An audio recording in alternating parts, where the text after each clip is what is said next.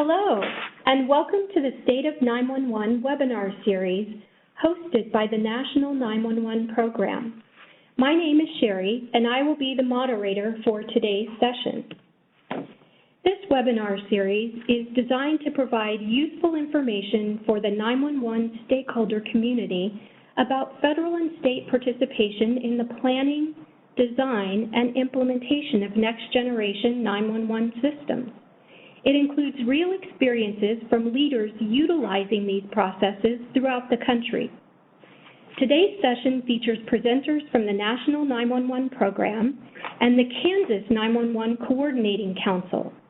Ms. Laurie Flaherty, Program Coordinator of the National 911 Program, will share updates about nationwide progress toward NG911, important state-by-state information available in the National 911 Profile Database, and provide information about what PSAPs and 911 authorities can do to prepare for the upcoming grant application process. Ms. Sherry Massey, GIS Specialist with the Kansas 911 Coordinating Council, will discuss Kansas NG911 GIS efforts and the lessons learned along the way. For more information on future National 911 Program webinars, or to access archived recordings or learn more about the National 911 Program, please visit 911.gov. Feedback or questions about the webinars can be sent to National 911 Team at mcp911.com. If you are experiencing difficulty with the WebEx application, please call WebEx Technical Assistance at 1-866-229-3239 and select option 1. Please note that all participants' phone lines have been put in a listen-only mode, and this webinar is being recorded. To ask questions of our presenters, feel free to take one of two actions. Using WebEx's chat feature located on the right-hand side of your screen, enter your question at any time during the presentation, and it will be entered into the queue. This feature is not visible while your screen is in the expanded full-page view. Or, to ask your question live, use the Raise Hand feature to request your phone line be unmuted, and you will be called upon to ask your question. With that, I would like to introduce Ms. Laurie Flaherty, Coordinator for the National 911 Program. I feel like many of you probably know so much about Laurie that there isn't much need to give you a bunch of details on who she is and what she does. So Laurie, please go ahead. Thanks, Sherry. As Sherry mentioned, we usually hand off the presentation to someone else at this point, but we thought we'd give the opportunity to the program to provide an update on the grant program and to talk about 911 data in general and sort of the intentions of the program as we move forward. If we go to the next slide, please, just a short agenda of the things that we would like to cover today. The first is, as I mentioned, an update on the grant program. We'll talk about a little bit about the results of the data collection in 2016 for the National 911 Profile Database and where we are with this year's data collection and National Profile Database version 2. We'll also talk about the use of 911 data in general and the idea of a uniform national 911 data system. So with that, let's move on to the next slide.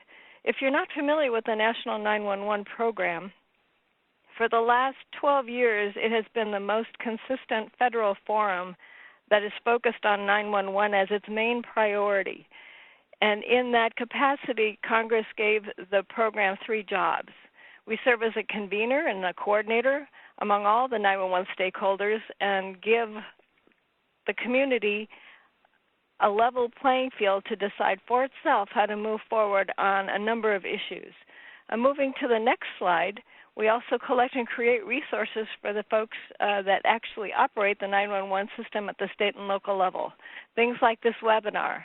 Other things like the publication you see there, NG911 for Leaders in Law Enforcement, and all these things are things that you can find on 911.gov.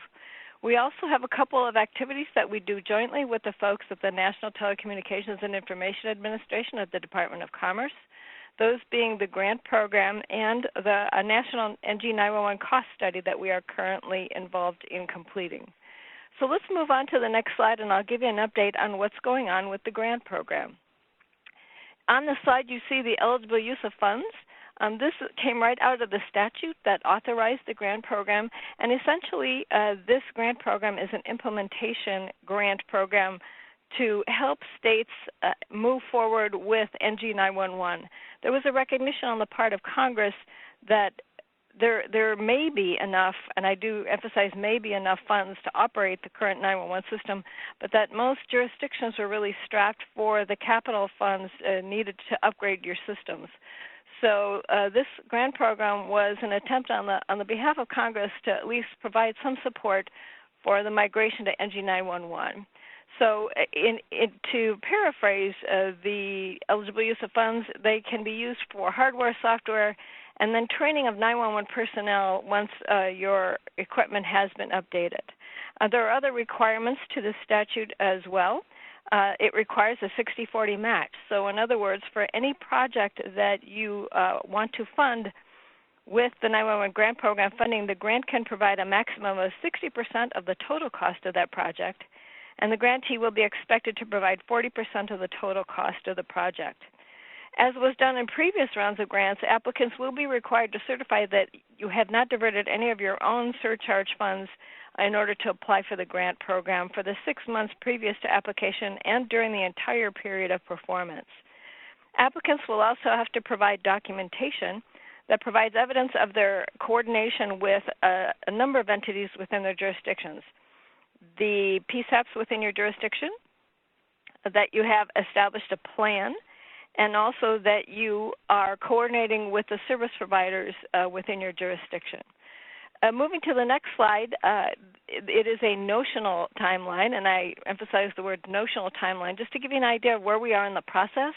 The funds for this grant program came from the FCC auction that was concluded in 2015. The funds were transferred to the Public Safety Trust Fund in 2016. We did receive the funding, NTIA received the funding in October. At that point in time, we signed an MOU with NTIA to basically establish who was going to do what. And then the majority of the grant funds and a little bit of the administrative overhead was also transferred here to the Department of Transportation. We have since been working feverishly, meeting weekly, to develop the regulations that are required by statute to establish the ground rules for this grant program, including who can apply, the application process, the oversight process, and those kinds of things. So the entire grant program from beginning to end. Those regulations, the draft of those regulations are currently in both secretaries' offices, and once they clear those secretaries' offices, will go to OMB for their clearance. Once OMB clears them, there is a period of public comment required by the statute, and then once that period has closed, we'll move to developing the final regulations for the grant program. If you move to the next slide, if you go to 911.gov and you search for grants, you will get this page. This is primarily the means that we will use to update folks on the progress we are making with this grant program. So if you would like to be included in the list of folks that we will send updates when, for example, we are ready to release the draft regulations for your comment, if you sign up for email updates, we will make sure that we include you as we provide those updates. So that's it on the grant program. If you move to the next slide, what I'd like to give you is a little bit of information on the National 911 Profile Database, sort of where we are with it and what our thinking is moving forward. If you're not familiar with it, it is a voluntary data collection from states each year that is basically coordinated between the National 911 Program and the National Association of State 911 Administrators, or NASNA. So these are data that are submitted by the state 911 folks that they collect from the local jurisdictions, and it includes two kinds of data: basic demographic data, like how many PSAPs you have and how many calls you get, and then in the second part of the survey, it includes information on your progress in terms of implementing next generation 911. So we compiled those data at the national level to produce what is called the National 911 Progress Report. Once we have completed that report, we actually combine the NG911 deployment data with NENA's NG911 deployment data, and while neither database are complete, the combination of the two is probably the most complete picture you will find anywhere in terms of the implementation of next generation 911 in the U.S. If you move to the next slide, the 2016 National Progress Report is on 911.gov. It does include state and territories data from a total of 46 states and territories. Again, we do not have the authority to compel anyone to submit these data, but we're up to 46 states and territories submitting data to this database. And we are actually in the process of collecting data now. So the 2016 Progress Report contains 2015 data. And if you move to the next slide, you'll see where we are in terms of the 2017 data collection. So the green states are the states that have submitted data. Yellow states are the states that are not complete but have submitted part of their data. And there are a few dark states. As of June 1st, actually, we do have 41 green states now. There are 5 that are yellow. And then there are 8 states and 3 territories that are dark, as we call them, for a variety of reasons. Either they don't have the authority to collect data from the local jurisdictions, they don't have the resources to aggregate the data. Sometimes there is no state agency at all in the state, and those are generally the reasons why we have not been able to collect data from those states. But that's where we are with this year's collection. That report will be available by the end of this calendar year. Moving to the next slide, we're looking at version 2 of this profile database. We've been doing this now for 6 years. And for example, if we know that 99% of the jurisdictions are E911 capable, then perhaps it doesn't make sense to ask that question anymore, and we could trade that one with another one. We generally follow 2 rules in terms of what kind of data elements to include in this database, and work closely with the NASNA folks to determine what data would be useful to collect and what would be feasible to collect as well. There's no point in adding a data element if it simply isn't possible to collect that kind of information from the local jurisdictions. So we're in the process of tweaking the data elements as well as the data dictionary to trade off relevant data elements and to increase the clarity and data quality. And I'd just like to say thank you to the NASNA members. We have a committee of NASNA members who are working on this revision with us. They are Barb from Arizona, Blake from Iowa, Craig from Idaho, Dorothy from Virginia, Jim from Texas, and Sean from Utah before he left that job. So thank you again for your help in doing this revision, and we will probably be implementing it next year. Next slide. I want you to know that the data that is submitted goes somewhere and actually has a variety of very, very practical uses. And this is just one article that was in Urgent Communications from Evelyn Bailey, who is the Executive Director or the CEO of NASNA, about how members have used the data to improve their systems. For example, in Illinois, when the data revealed to a new state program director that 13 counties were not providing E911, she very quickly responded with support and funding to bridge that gap. So there are very practical uses for these data. Moving to another state, the state of Arkansas also was featured actually in April's webinar. So if you go to 911.gov and search for webinar, you will be able to hear Arkansas's experience in terms of trying to solve a number of problems using these data. So it is information that is not only usable but very practical. Moving to the next slide, these are some of the uses of the data that we've heard from you. You know, it's not hard to imagine that states those in public policy will ask the question, well, how does our state compare to state X, Y, and Z, neighboring states, states of comparable size or population? And this database provides the information to give those comparisons. This database provides evidence for resource requests. It enhances the visibility of the 911 system. Many states use it in their annual reports, and it can provide a national perspective to your advisory boards in terms of how you compare with those around you. Moving to the next slide, within the state, these data also have a practical use. States have used them to educate new managers and administrators, to start conversations about issues, to plan for NG911, to keep 911 in the spotlight, in the front, closer to the front of everybody's brains, as I like to say. And it really provides a rationale for data collection in general. So moving to the next slide, I will tell you that there are numerous instances in which these data are used here at the federal level. They have been used by a variety of groups within the FCC as well as their formal advisory groups. They have been used by the Department of Homeland Security, particularly the Office of Emergency Communications.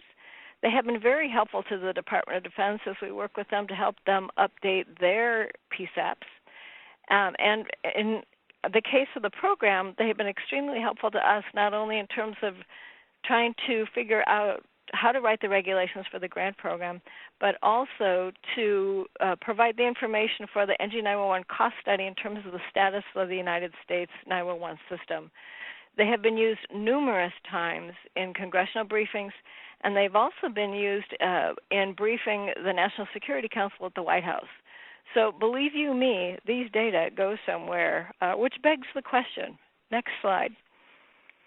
What if we had a nationally uniform 911 data system?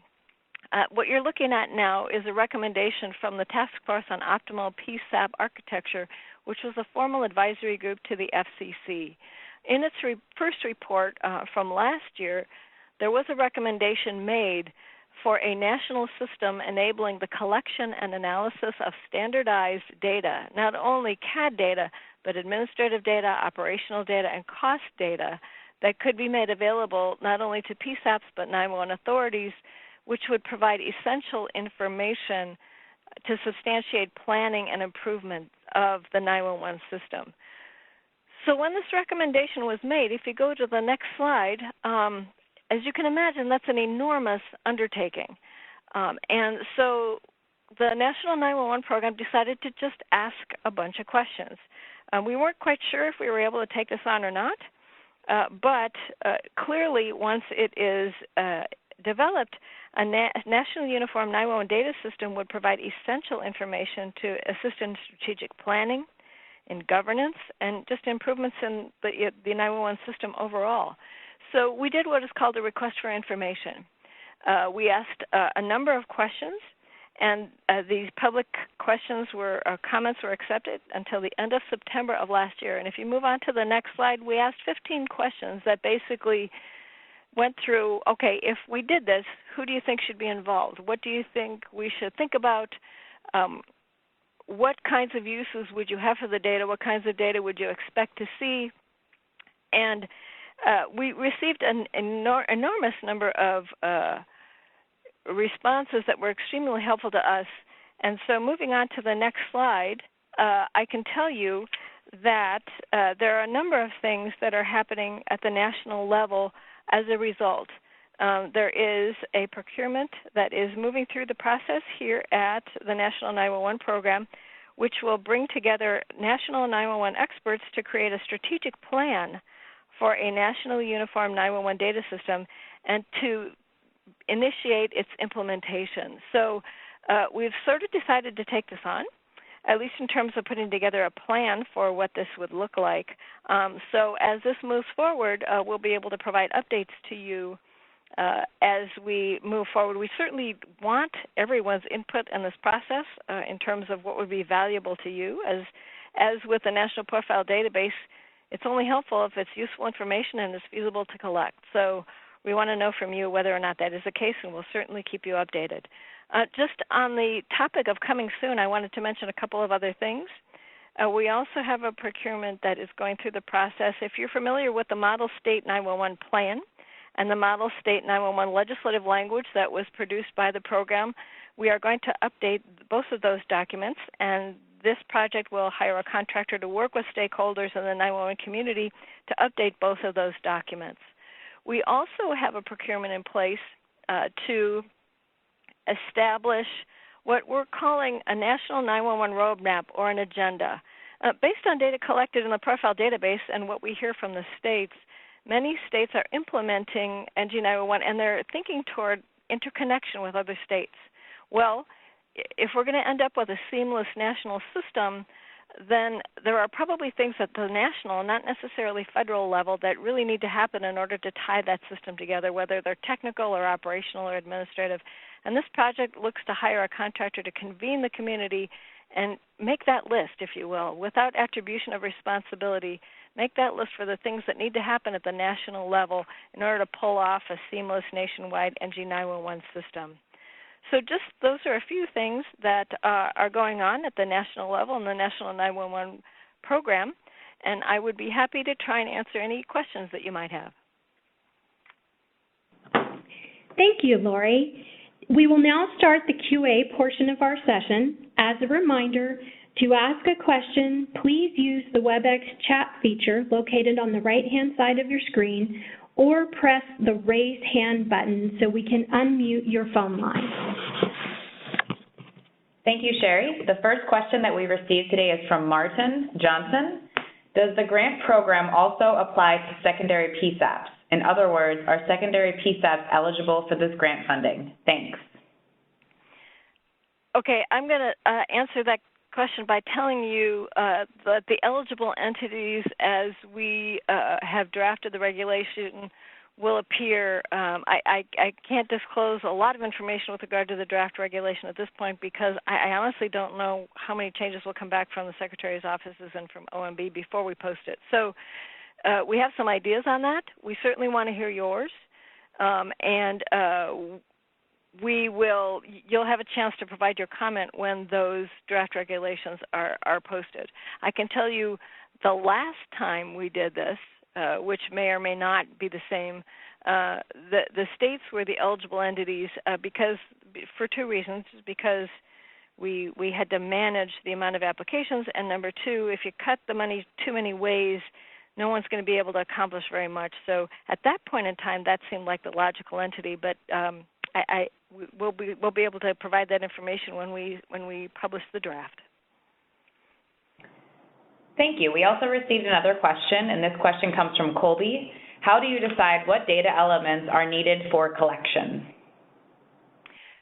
Well, that's a good question. So when we first started the National 911 Profile Database, we pulled together a committee of NASNA members because we were interested in collecting data from the states, and the same two ideas were our guiding principles as they are today.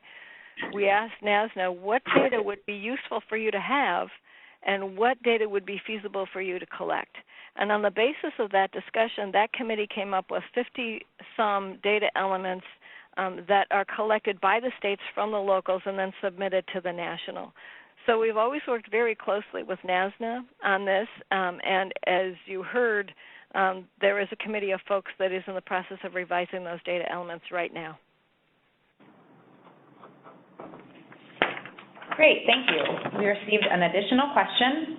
This one comes from Steve.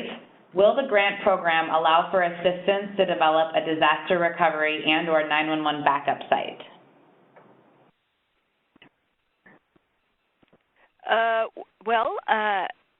Very, very generally speaking, the statute allows the grant funding to be used for hardware, software, and training related to the implementation of next generation 911. I guess the question for you would be whether or not that backup would be part of your implementation plan, because that plan is a requirement for the grant program. And broadly speaking, it could be an eligible use of funds if it is part of your plan, and it includes the elements as I have described them. Thank you. One additional question, who would own the national level elements of NG? I'm sorry, could you repeat that question? Who would own the national level elements of NG? Well, that's the $64 question. I don't know that anybody knows the answer to that question. The project that I described is interested in identifying the list of things that need to happen, and without any attribution for responsibility or ownership. I think we are long past the point where that discussion should have happened, but we really can't even start down that road in terms of who's responsible or who would own it unless there actually is a list. And so that is the point at which we thought we would start. Thank you. And this question came in from Morgan. How long will the grant program last? The last time states ran out of time to use their funds. I can't give you a definitive answer on that, but we heard you loud and clear. We understand that most of the projects involved in this process involve capital expenses, and that takes a long time. So I can't tell you for sure. You'll see what we're thinking in the draft, and I would love to hear your feedback. But rest assured that we totally understand that the period of performance was too short the last time. There are no additional questions at this time. Okay, so thank you once again, Laurie. And I will now ask you to go ahead and please introduce our second speaker. Thanks, Sherry. I had the opportunity to hear Sherry Massey do a presentation at the NASNA meeting, and boy, we are really lucky to have her today. As Sherry mentioned, she is the GIS Technical Coordinator for the GIS Coordinating Council in Kansas, and we are so pleased to have her share her experience and her expertise in pulling together GIS. They've done some amazing things in Kansas, and I'm really happy to have her with us. Thank you, Sherry. Go ahead. Thank you. Just before we get started, I'll let everybody know I'm sort of used to running my own slides, so a little bit later I'll be having our moderator go through a few bullets before I start talking, so don't be surprised when that comes up. I'm going to start, though, with a quick rundown of 911 in Kansas. We have 105 counties in Kansas and 117 PSAPs. Most PSAPs are run by a county or by one of the cities in the county. Each one is completely independent of the others. We have no regional or statewide authority in Kansas for PSAPs. Now, the Kansas 911 Coordinating Council, who I work with, was formed in 2011 to oversee 911 services and work towards NG911. But the council's role is mostly advisory. Their only real oversight power relates to 911 expenditures. They audit the use of 911 fees to be sure that they're used exclusively for 911 purposes. In 2011, the council commissioned a pilot study to evaluate the state's preparedness for NG, and GIS was one of those focus areas. So the primary recommendation on GIS that came out of that study was to start a statewide GIS database as soon as possible. They had a lot of concerns when they compared data from various areas that we had, as you might expect, a very broad range, not just of data quality, but of data philosophy and even data presence. There were counties that weren't even working, didn't even have road data to go with. So that recommendation from the pilot study was the impetus for the Kansas NG911 GIS program. Next slide, please. The program has 4 goals, really. The first is to remediate the existing data to get the statewide data in shape. Then we want to gather it together into a usable geodatabase and then keep it up to date, which is the really big lift here. We decided to tackle those 3 as sort of discrete from the 4th goal of aligning the data with the MSAG and telephone number data from the phone companies. There were a lot of reasons that we did that we separated that way, but really the biggest one is that the local GIS staff and local GIS vendors were already our community. We, in the GIS committee for the Coordinating Council, knew these people, had some credibility with them and some experience with them. So while we educated broadly, GIS, PSAPs, local officials, all that.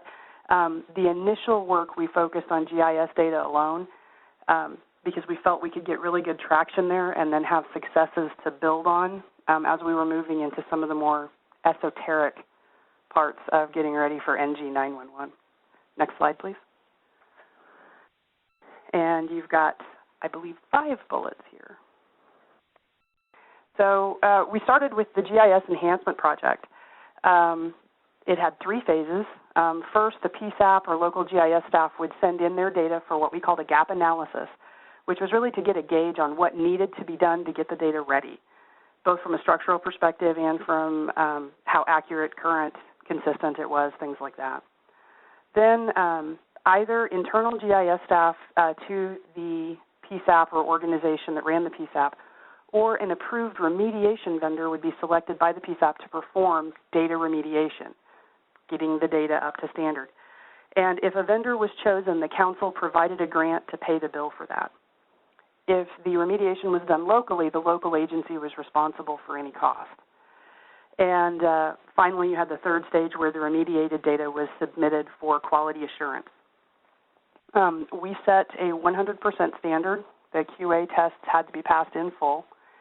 And we had a small team of state and local GIS professionals who made the final pass-fail call on each submission, so that there was a little bit of wiggle room there for those circumstances where the standard and the real world just didn't jive really well. So once the RFP was awarded, we thought we were ready to go, but we ran into some pretty harsh realities. First, many of our PSAPs were working on imagery that was 6 years old or older. And the quality of that imagery, the resolution, varied across the state. So we needed statewide imagery to facilitate remediation. Then we needed a standard. The RFP had been written with some vague language about current and future NENA standards as the only barometer of quality. So we were about to spend a whole bunch of money on about 100 different ideas of what right looks like, and we were going to get back probably 100 different data sets that really wouldn't work together very well. So we took the draft of NENA's data model at that time and looked around and saw that Tennessee had a data model that looked really good, and we asked for permission to copy off of their work. They were very generous and gave it to us. And with those 2 documents, we started our own standard. I think it came out in record time. We handled it in a way that you really can't with national standards by locking a group of GIS people in a room and giving them nothing but pizza and a goal. I'm pretty biased. I think we did well, but it was a very fast process and has had to have some revisions over time because of that.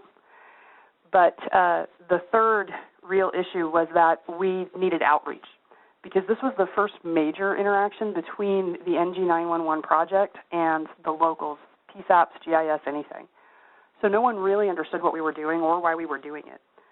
We had to start with education, and this is how the GIS team ended up being the NG911 spokespeople in the state of Kansas for quite a while. Since we started first and we had to educate, we sort of became the face of it for a bit. And we kicked off the project in December of 2013. The standard was finished in May of 14. The statewide imagery was delivered in July, and the 105th county passed QA in October of 2016. And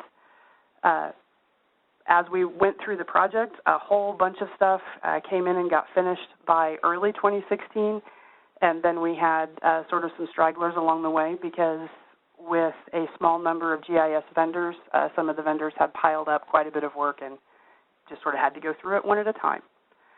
So next slide, please. You've got 4 here. When I talk about remediation, I'm really proud of it, so it's easy to hit the good things. But I think it's just as important, if not more so, to pass along what we didn't do right. So first, we didn't identify or build a standard before the RFP went out. In fact, the GIS team that evaluated RFP responses, which became the GIS team that is still working on the project today, that team was not involved in writing the RFP. So the vendors based their bids on that current and future NENA standard thing, and it was far different than the standard they ended up having to meet. So that could have cost us a lot of money. We were fortunate, and most of the vendors involved, both the QA vendor and the remediation vendors, viewed the standard as easing their way rather than imposing something. But it could have cost us a lot of money, and we're really glad it didn't. So the next thing is that we didn't require the local agencies to get 2 bids from remediation vendors. And I'm not suggesting that we should have told them get 2, pick the lowest, or told them who they could go with, because that was not what we wanted to do in the project. But what I am saying is that by getting only 1 bid from their favorite vendor or whatever, they did not have a gauge of whether that bid was reasonable. And we had, just as an example, 1 vendor that charged between 2 and 3 times what everyone else was charging.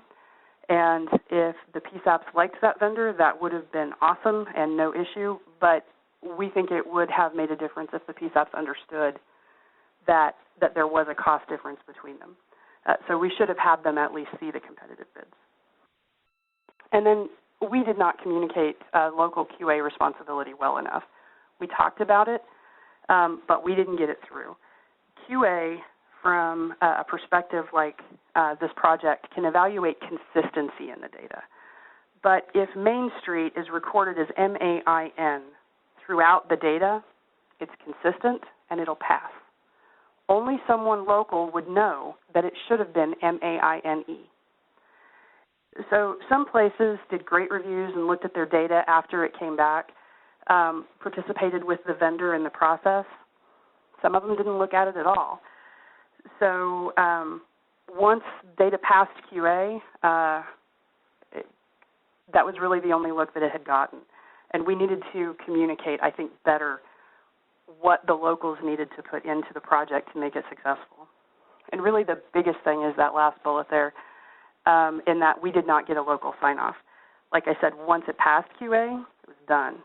So I don't know that having a local sign-off would have changed the end product substantially in terms of the data, but I do think it would have saved a lot of heartache and hard feelings.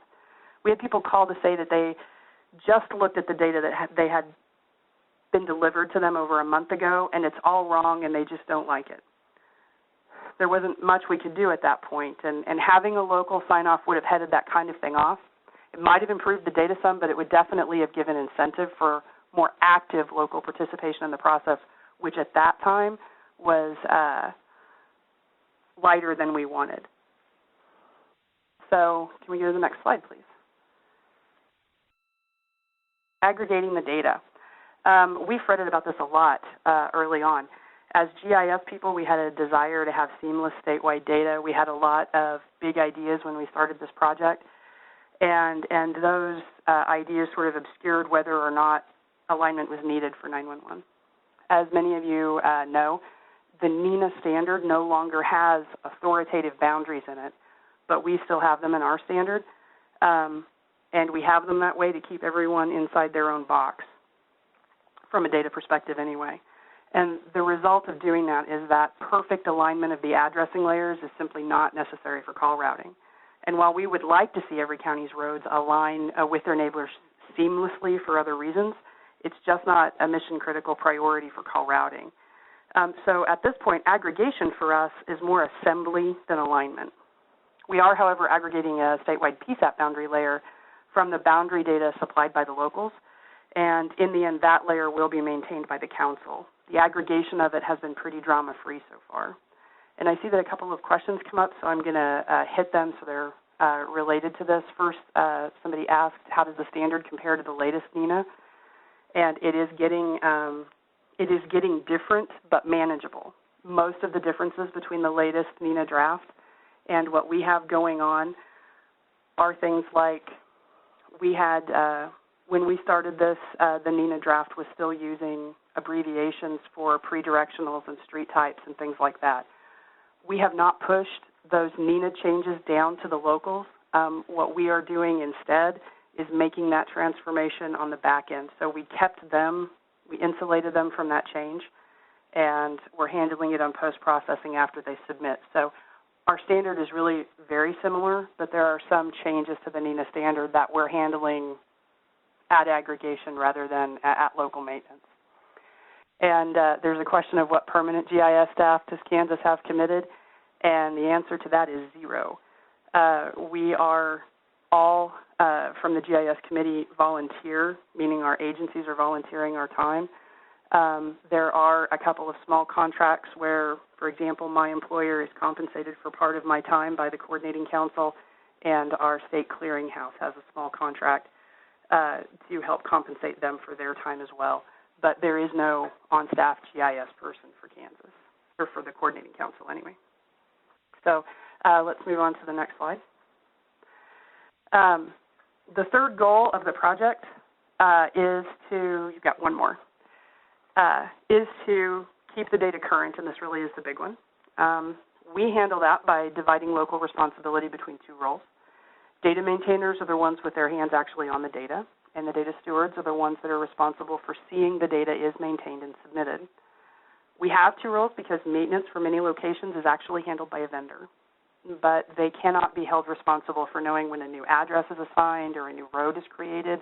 That is a local staff concern, and so in our model, it's a data steward concern. Yearly training is provided across the state for each of these roles, and last year we had 224 people attend those classes. The updates are made by submitting the full GEO database at least quarterly, and if there have been no changes in the quarter, a PSAP can report no changes rather than uploading data. We do have a rule, though, that reports of no changes can only come in 3 times in a row for a given PSAP. When they hit the 4th, which will mean it's been a year since we received anything, we consider them out of compliance and ask them to submit data.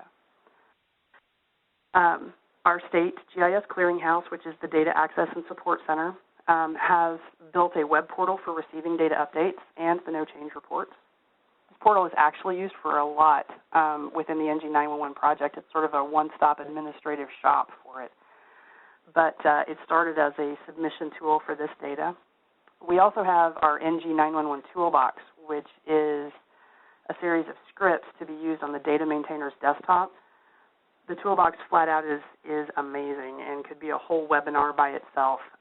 It is almost entirely written by the clearinghouse staff.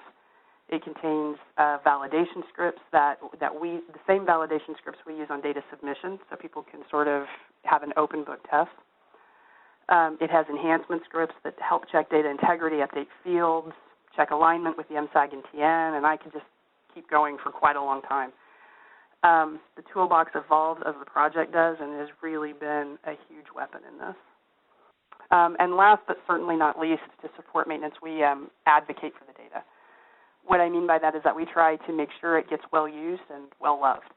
We encourage its use outside 911. We talk about it at conferences that have nothing to do with 911 stuff, appraiser conferences, the Kansas Association of County conferences, things like that.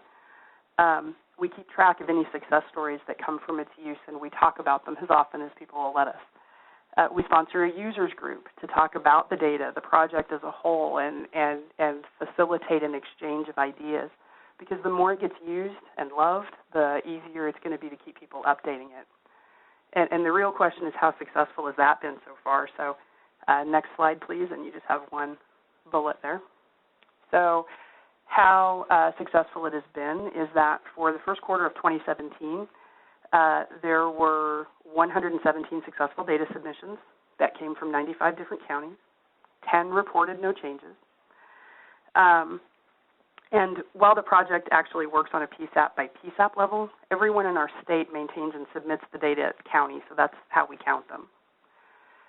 10 counties reporting no changes is not a terrible surprise. We have counties in Kansas as small as 1,500 people, so they don't have a lot of changes. Most of them submit once a quarter, just after the reminder for the deadline goes out, but some submit more often, with the most prolific going every couple of weeks. We have never had more than 5 counties that were out of compliance in any of the quarters, and we very courteously harassed all of them until we either had their data or a written plan about how they were going to get us their data. We do have a written escalation strategy, but we've only ever hit the first level before everybody giving up and giving us what we're asking for. The reward that we got, if you could hit the last bullet, please. for killing them with all of this kindness is 100% participation. We're really excited about it, as you can see from my monkey. We feel good about being able to keep it up, too, or at least staying very close to it. We believe that the structures have been put in place to really support this. Next slide, please. And you've got 5 bullets for this one. Our focus now has shifted to Nside alignment, and really it's more appropriate for our project to say TN alignment or telephone record alignment. Our current transition plan is to exchange the existing MSAGs for MSAGs generated from the GIS data. Before that can happen, we have to align the 2 data sets well enough for GIS to be able to successfully geocode all the telephone records. We're moving that way by geocoding that database regularly and reporting the results back to the PSAP. We've also given them some scripted tools to do those same tests locally with the lists they can download from their database provider.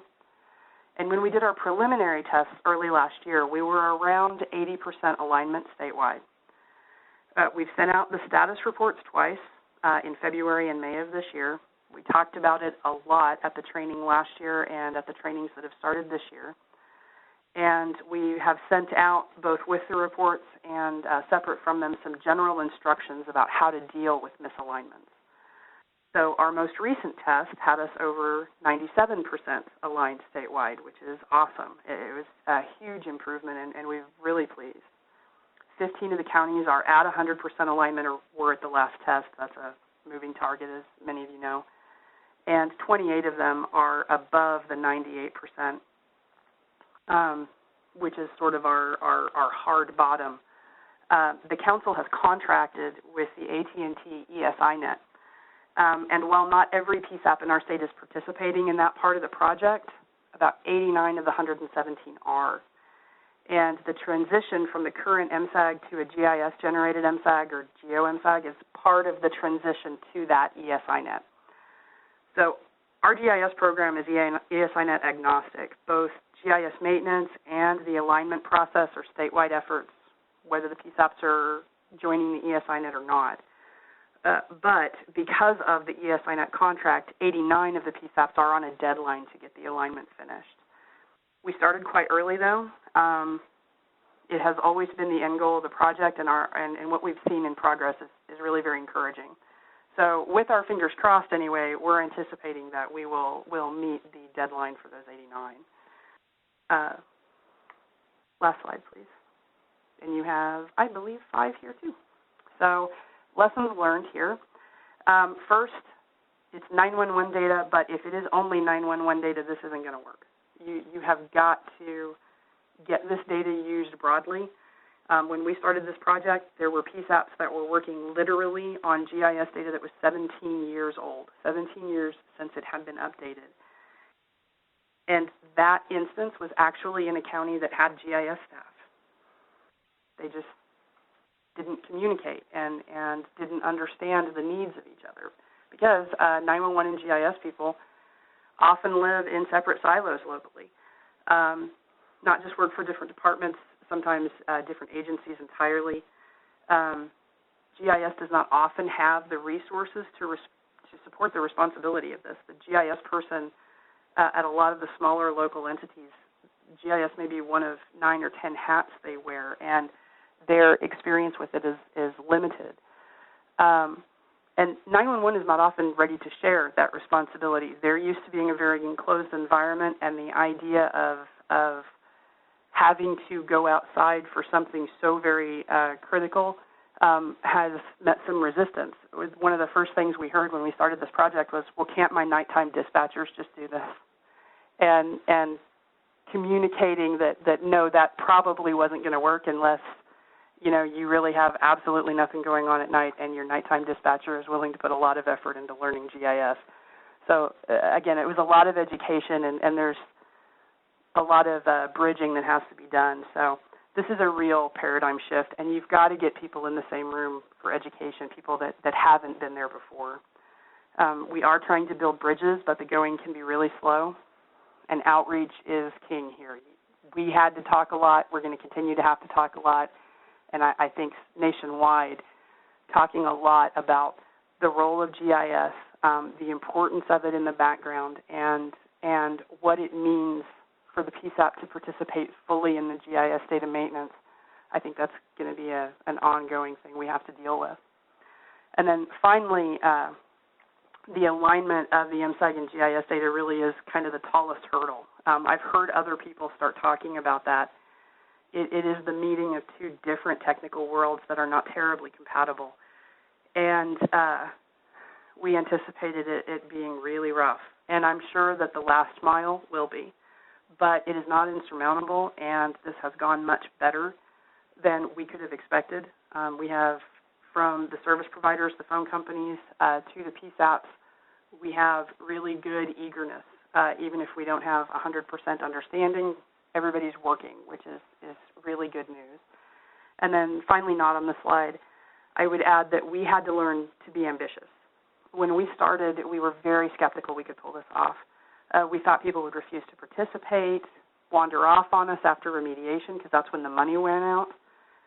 We thought some people would balk at the burden of meeting a standard or moving towards this MSAG data alignment. And it isn't like we haven't heard grumbles or that we haven't had to justify ourselves. We have. But by working closely with local GIS staff and vendors across the state, we've come a lot farther than we ever thought we'd be able to. So we've learned to hold the requirements to what is really important, like not passing along the NINA change that I talked about earlier, and to keep the burden on the local PSAPs and the local GIS staff in mind with every decision, with every change to the data, keeping the impact on them in mind. We've learned that sort of facilitates goodwill all the way across the board.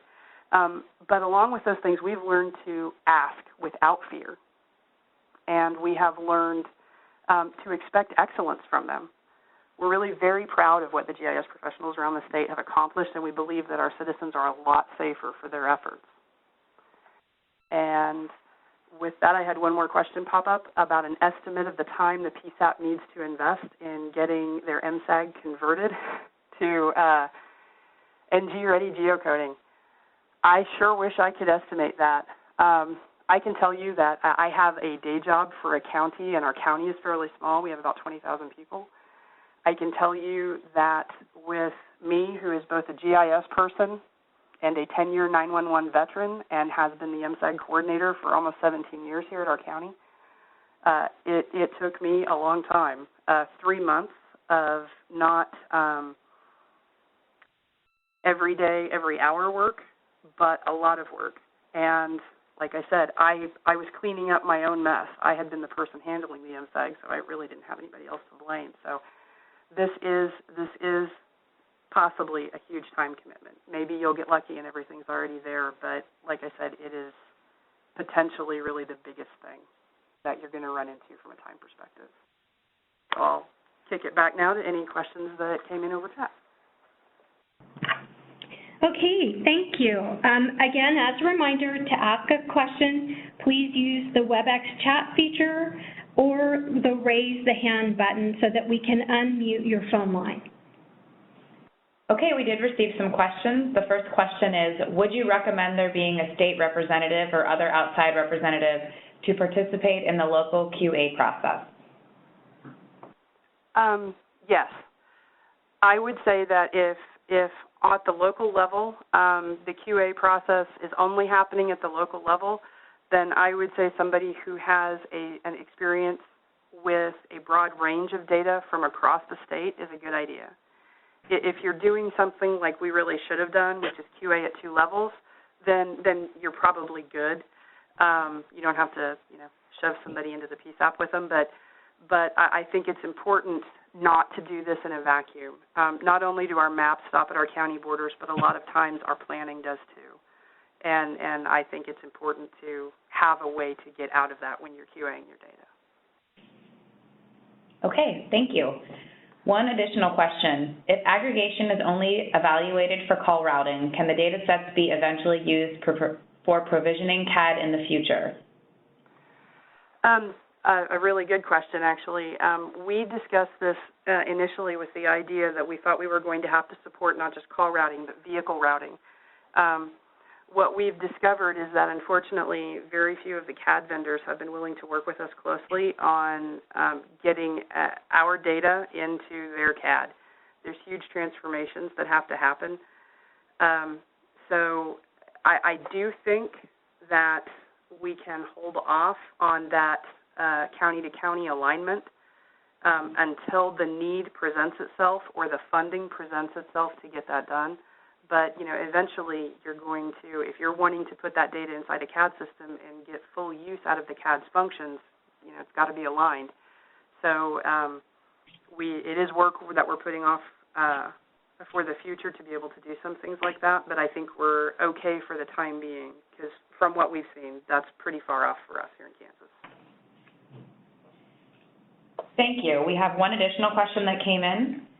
For states that are embarking on establishing an NG GIS program, what specific recommendations would you offer? Specifically, I would say to put together a group. Start with a committee, get a group together of people who are local GIS people and state GIS people if you have that available. But you also need people who are familiar with MSAGs and who are familiar with 911 operations, and it would be great if those people also understood GIS. You need that group. We got very lucky and got that group together. And once you have that group, they need to sit down and write a standard. Even if your standard is just 5 words different from the NENA standard or 5 words different from the Kansas standard, whatever you do with it, those people need to sit in a room and develop a common philosophy. And the one thing they have in common coming into the room is an understanding of the need for the data. So those are the 2 steps I would say. If you do that first, you're setting yourself up to have a successful move to the next steps after that. Excellent, thank you. We also received a question. Any involvement by the state DOT? Yes. Kyle Gonterwitz with our state DOT is on our GIS committee. He has been since the beginning. The Kansas Department of Transportation actually did an alignment project using this data because to meet their Arnold and MAP 21 requirements or their federal reporting requirements, they wanted to use the geometry from the local data as it was produced in this project, and they are using that.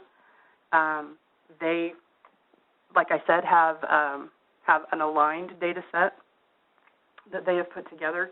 The reason we are not using that aligned data set is because we would have to push those changes back down to the locals and then start slapping hands every time anybody moved a line a millimeter. And that's just not reasonable or necessary. So the DOT has been working on, with the committee and internally, to develop methods of taking this data as it's maintained locally up and including it in all of their work. But they've definitely, from the beginning, been involved in the project and involved in the writing of the standards. Thank you, Sherry. We also received a question about the National 911 data. Will it be aligned with Arnold or the National Address Database? You know, I'm not sure about the National Address Database, but I know while we are not fully aligned with Arnold, we are compatible. And I know that because of the work of the DOT. I wouldn't say that we cover everything in the Arnold requirements, but we covered enough to make the data useful, and then for DOT to do value added on it. Okay, thank you to both Laurie and Sherry. So I'd now like to ask, Laurie, do you have any closing remarks? I'd just like to thank Sherry Massey again for sharing your expertise and your experience. I really, really appreciate it. And you, Sherry, Kyle, thank you so much for, being a great moderator. Sure. All right. Well, this concludes today's webinar. We appreciate everyone's participation. I wanted to let you know that an archived version of today's webinar will be available on 911.gov shortly. As a reminder, the next webinar is scheduled for Tuesday, August 8th at noon Eastern Time. And a complete listing of the 2017 remaining webinar dates are provided along with the link to register. This year, you are able to register for all of the 2017 webinar dates at one time. To do this, simply go to the web page and click on the check box in the upper left corner next to the date time header. Then click on the register button at the bottom left of the page. This will register you for all 2017 webinars, and we hope you will be able to join us. Thank you and have a great day.